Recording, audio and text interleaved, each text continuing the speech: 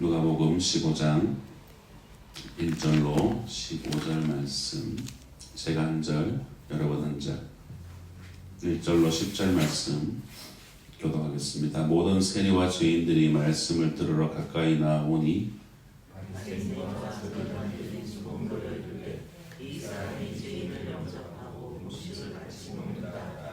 예수께서 그들에게 비유로 이르시되 너희 중에 어떤 사람이 양 100마리가 있는데 그 중에 하나를 잃으면 99마리를 데리고 그 잃은 것을 찾아내기까지 찾아다니지 아니하느냐.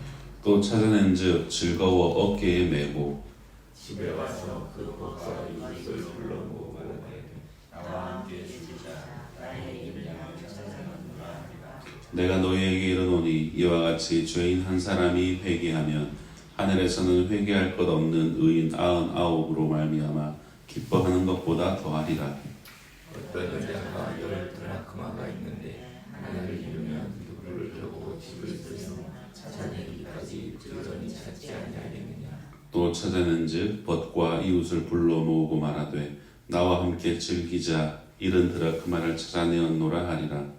내가 너희에게 이르노니 이와 같이 죄인 한 사람이 회개하면 하나님의 사자들 앞에 기쁨이 되느니라. 아멘. 누가복음 15장에는 세 개의 비유가 나옵니다. 그 모두 다 무엇인가를 다 잃었다가 이제 찾아낸 것에 대한 이야기죠.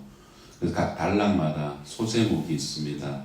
1절에서 7절까지는 잃은 양을 찾은 목자의 비유이고 8절에서 10절은 잃은 드라크마를 찾은 여인의 비유이고 그리고 11절로 32절은 잃은 아들을 찾은 아버지의 비유, 우리가 흔히 탕자의 비유라고 이야기를 하죠. 그런데 왜 잃어버리게 되었는지와 그것을 되찾는 그런 방법이 조금씩은 다릅니다. 잃은 양은 양이 자기 발로 양떼와 오리를 빠져나갔기 때문에 잃어버린 상태가 되었고 목자가 양을 길을 잃고 방황하는 곳까지 찾아가서 거기에서 그 양을 들쳐매고 옵니다.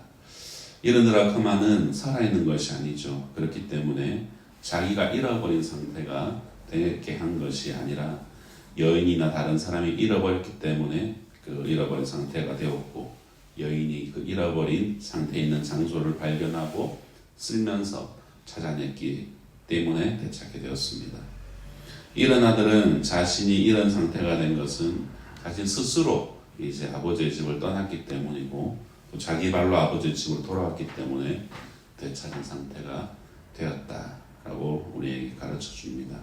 성도 여러분, 오늘은 이 첫 번째 비유와 두 번째 비유인 이 잃은 양을 찾은 목자의 비유와 그리고 잃은 드라크마를 찾은 여인의 비유에 대해서 나눠볼까 합니다. 먼저 이 비유가 시작되기 전에 어떤 상황인지 그 본문 1, 2절이 우리에게 알려줍니다. 모든 세리와 죄인들이 말씀을 들으러 가까이 나오니 바리새인과 서기관들이 수군거려 이르되 이 사람이 죄인을 영접하고 음식을 같이 먹는다 하더라. 여러분, 유대인들은 특히 하나님께서 자신들의 삶을 이렇게 헌신한 바리새인들과 이 서기관과 같은 종교 지도자들은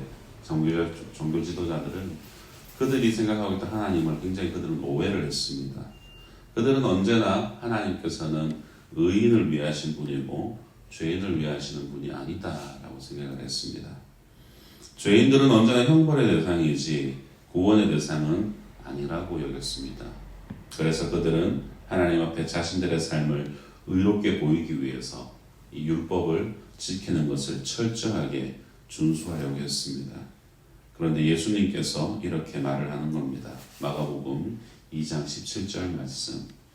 예수께서 들으시고 그들에게 이르시되 건강한 자에게는 의사가 쓸데없고 병든 자에게라야 쓸데있느니라.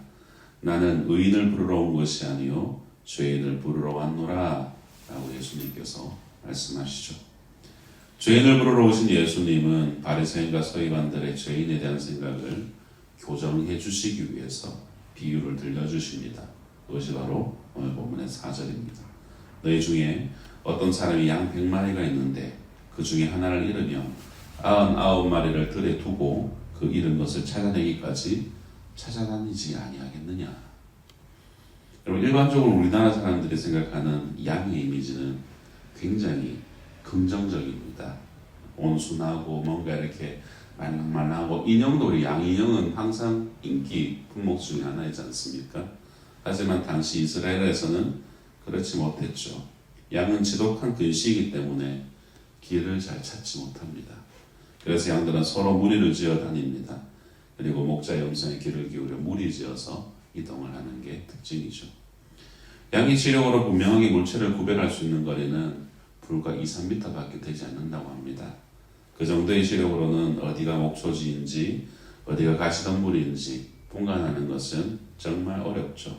뿐만 아니라 양에게는 자신을 보호할 만한 어떤 특별한 능력도 거의 전무합니다.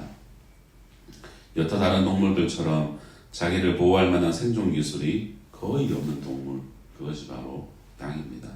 그럼에도 불구하고 양은 고집도 무지하게 셉니다. 시력도 좋지 않고 먹이를 구할 능력도 없는데, 자신을 보호할 수 있는 그런 힘도 없는데 있는 것이라고는 고집밖에 없다는 것입니다. 그래서 고대 중동의 사람들에게는 이 양이라는 짐승은 환영받는 짐승이 아니었습니다. 당시 아주 심한 욕 중에 하나가 양 같은 놈이라는 욕이었다고 합니다. 그들에게 있어서 양이라는 동물은 생각이 모자라고 고집이 세고 주인의 음성에 귀를 기울이지 않는 아주 지저분한 그런 사람의 대명사가 바로 양이었다는 것이죠. 그래서 이사야 선지자는 예수님의 속죄사역에 대해서 예언하실 때 우리 인간의 모습에 이렇게 양이 빗대어서 얘기를 합니다. 이사야 53장 6절 말씀 같이 한번 읽어보겠습니다. 시작. 우리는 다 양 같아서 그릇 행하여 각기 제 길로 갔거늘 여호와께서는 우리 모두의 죄악을 그에게 담당시키셨도다. 바리새인과 서기관들은 하나님께서 품으시는 인간이 있고 버리시는 인간이 있다라고 그들은 생각했습니다. 자기네는 당연히 하나님께서 품으시는 그런 사람이라고 생각을 했고, 다른 이들은 이제 다 버려진 사람들이라고 그들은 여겼던 것이죠. 그러나 예수님은 사람들을 우리 안에 있는 양과 어린 양으로 보셨습니다. 그 모두가 다 목자의 보호 대상이었던 것이죠. 그래서 예수님은 나는 선한 목자다라고 말씀하십니다. 그렇게 목자가 잃었던 양을 찾고서는 하는 행동이 오늘 본문에 나타납니다. 즐거워 어깨에 메었습니다. 그리고 집에 와서 벗과 이웃을 불러 모아 잔치를 열었습니다. 그럼 사실 목자가 양을 찾긴 했지만 100마리였던 양이 200마리가 되고 300마리가 되어서 재산 증식이 일어나서 그 기쁨에 양 한두 마리 정도는 잡아서 우리 이웃들과 같이 잔치를 벌이면 되지 않겠나 이렇게 생각할 수 있지만은 양의 수가 변함이 없죠. 오히려 그 양을 찾느라고 시간과 체력을 많이 허비했기 때문에 이 주인으로서는 속이 상할 수도 있지 않을까. 하지만 목자는 기뻐했습니다. 그 기쁨이 바로 이 비유의 신비라는 것이죠. 상식적으로는 기뻐할 수 없는 일이지만 기뻐했다는 것입니다. 성도 여러분, 예수님은 이처럼 목가적인 풍경의 비유를 들려주시면서 잃었던 이 양 한 마리를 죄인에 비유하시고, 그리고 99마리를 회개할 것 없는 의인에 대입을 하십니다. 그리고 목자의 음성에 양이 반응하듯이 예수가 선포하신 메시지에 제대로 반응하는 것을 회개라고 볼 수 있습니다. 회개할 것 없는 의인은 당연히 회개의 과정을 지나 그 의인의 자리에 들어온 자를 의미합니다. 하나님은 회개한 그들을 찾은 바 되었을 때도 똑같이 기뻐하셨을 것입니다. 이미 우리가 의인이라면 죄인들을 찾았을 때 오늘 본문에서 말하고 있듯이 이 하나님의 기쁨에 우리는 적극적으로 동참해야 됩니다. 사랑하는 성도 여러분, 우리는 죄인에서 의인이라 칭함을 받았습니다. 그렇다면 응당 주님이 가장 기뻐하는 잃어버린 양을 찾는 그 기쁨의 일에 동참해야 되지 않을까요? 그런데 간혹 교회 안에서는 이런 새 가족이 들어왔을 때 그 사람들이 자리를 잡고 그 사람들이 뭔가 열심을 내고 뭔가 이렇게 뜨거운 반응이 일어날 때 그 사람들을 옳지 보는 분들이 굉장히 많더라라는 겁니다. 목사님께서 새 가족들에게만 관심이 있고 우리 같은 헌 가족은 별로 안 좋아하신 것 같아. 이런 마음들이 어른들 마음에 항상 일어나더라는 거예요. 그런 것들을 늘 많이 보아왔습니다. 그런데 정말 영혼을 사랑하는 자들은 새 가족들에게 자신의 시간과 정성을 내어드리는 그런 성도님들도 있더라라는 것이죠. 바로 그런 분들이 주님의 기쁨이 뭔지, 주님이 어디에 포커스를 맞추고 있는지를 아는 자들이고, 그러하기에 그 일에 적극적으로 동참하면서 그 기쁨에 참여했던 것을 저는 기억합니다. 부디 여러분도 그리하시기를 소망합니다. 이어지는 8절에서 10절은 1은 드라크마를 찾는 여인의 비유입니다. 8절, 어떤 여자가 10드라크마가 있는데 하나를 잃으면 등불을 켜고 집을 쓸며 찾아내기까지 부지런히 찾지 아니하겠느냐. 여러분, 지금도 그렇지만 당시에도 팔레스타인은 낮에는 기온이 아주 높고 밤에는 기온이 뚝 떨어지는 아주 일교차가 큰 그런 건조한 사막 지역입니다. 그래서 가옥은 더위와 추위를 모두 잘 막아주는 그 형태여야 했죠. 특별한 냉난방 시설을 갖출 수 없었던 이 서민들의 집은 창문이 거의 없는 형태였습니다. 그래서 보통적으로 창문을 한 45cm, 지름이 45cm 정도 되는 그런 창을 이제 터놓고 그것을 제외하고는 이제 집안과 밖에 통하는 그런 내용들이 없었다고 합니다. 그래서 대낮이라 할지라도 집안은 아주 어두웠고 일을 하려면은 반드시 불을 켜야 했다고 합니다.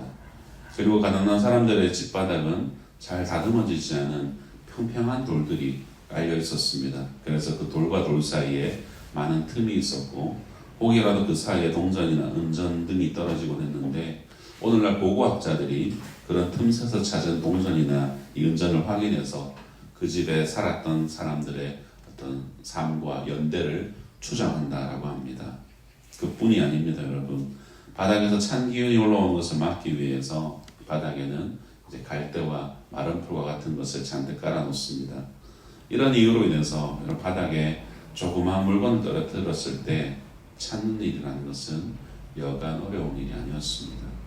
그래서 이 여인은 이 잃어버린 드라크마를 찾기 위해서 등불을 켜야 됐고, 바닥을 쓸면서 드라크마 은전이 바닥에 부딪혀 소리가 나기를 바랬을 것입니다.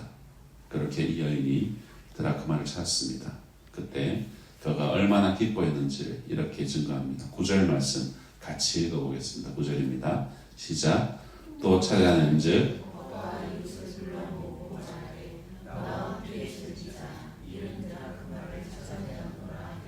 아멘.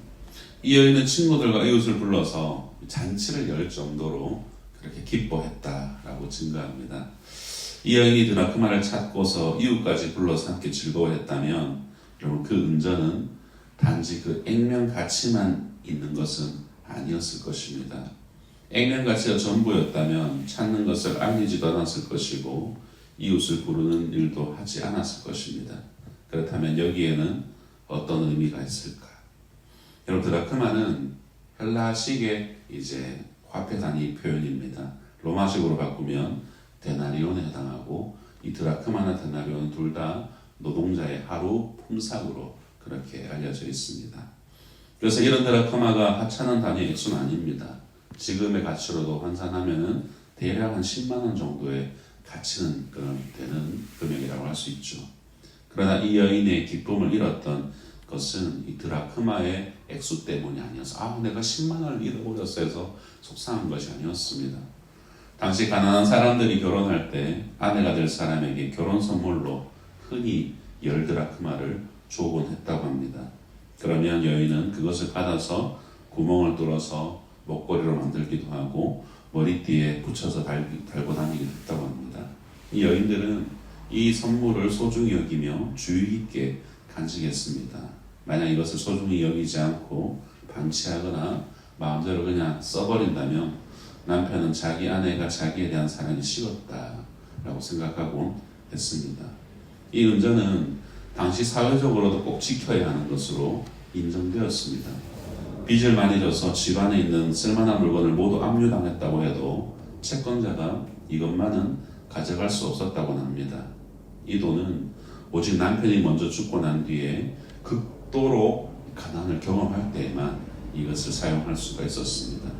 즉 여인에게 이 10드라크마는 자신을 향한 남편의 사랑과 남편을 향한 자신의 이 존중의 증표였던 것이죠. 우리가 이 드라크마를 찾는 비유를 이 심각하게 받아들여야 하는 것은 이 은전을 집안에서 잃어버렸다는 것입니다. 이 은전이 어떤 숲속에 떨어졌거나 찾을 수 없는 강바닥에 떨어진 것이 아닙니다. 사라방과 같은 곳은 아니지만 집안에 있습니다. 그럼에도 잃어버린 상태가 되었습니다. 우리가 주일마다 예배당에 나와서 예배를 드리는 삶을 살아도 여러분 우리는 잃어버린 상태가 될 수 있다라는 것을 비유하는 것입니다.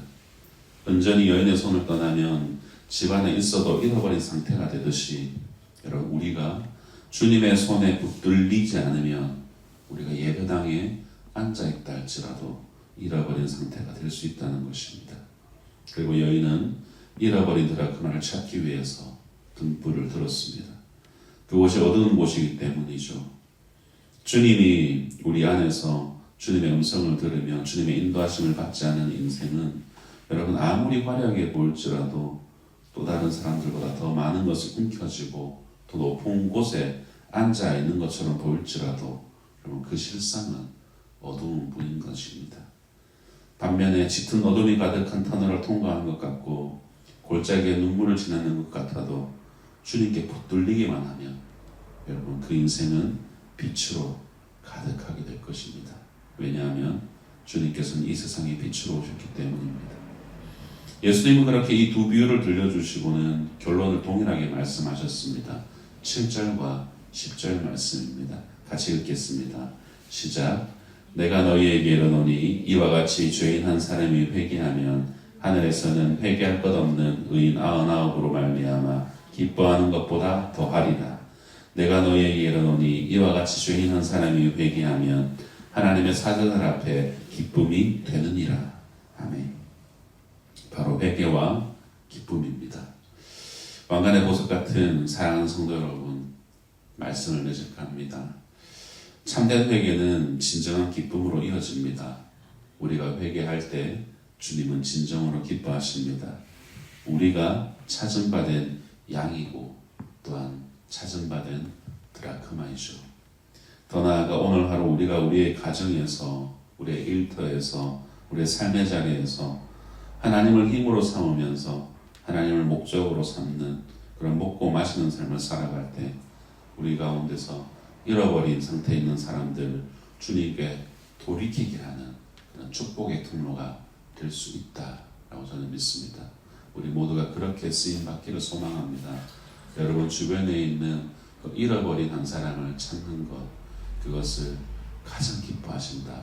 내가 주님께 잃어버린 바 되었을 때에, 내가 주님께 돌아왔을 때 나를 가장 기뻐하셨던 주님의 마음이 그들에게도 동일하게 있다라는 것을 우리가 기억하면서 오늘 하루도 예수님의 그 덕을 선전하는 모든 성도님들 되시기를 주님의 이름으로 축복합니다.